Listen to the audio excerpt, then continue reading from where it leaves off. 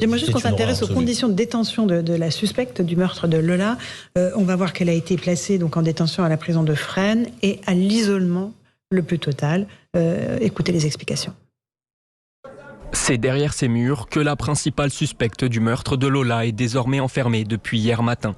Selon nos informations, Dabia B, 24 ans, aurait passé une première journée calme. Elle est placée à l'isolement, une mesure normale dans de telles affaires, selon Cédric Boyer, surveillant au centre pénitentiaire de Fresnes. L'isolement, c'est un quartier spécifique de la détention classique. Il y a un personnel, comme je vous dis, formé, aguerri, pour mieux prendre en charge la garde de cette personne. C'est un personnel, on va dire, exclusivement féminin pour la prise en charge. La maison d'arrêt des femmes de Fresnes compte 130 détenus pour 3 places dans le quartier d'isolement.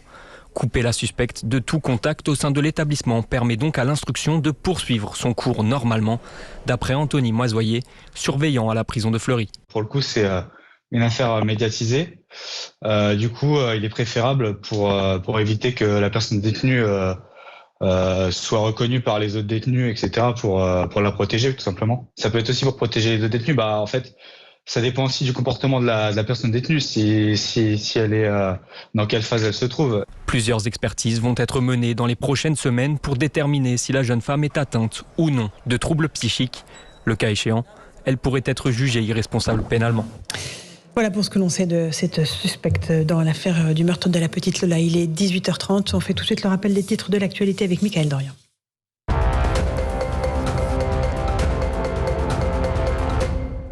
Alors qu'Elisabeth Borne engage la responsabilité du gouvernement par l'article 49.3, les députés NUPS et RN indiquent déposer chacun une motion de censure contre le gouvernement.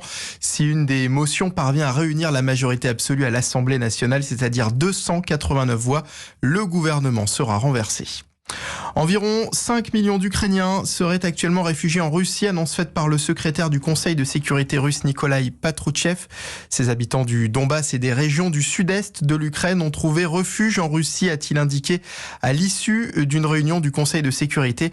Il s'agit ici des territoires ukrainiens annexés par Moscou de Lugansk, Donetsk, Kherson et Zaporijia. Et puis l'écrivain Jean Telet est décédé selon le communiqué des éditions Mialet Barreau. L'auteur de Fleurs de tonnerre et de Crénum Baudelaire aurait succombé hier soir à un arrêt cardiaque. Jean Telet s'est éteint à son domicile parisien, il avait 69 ans.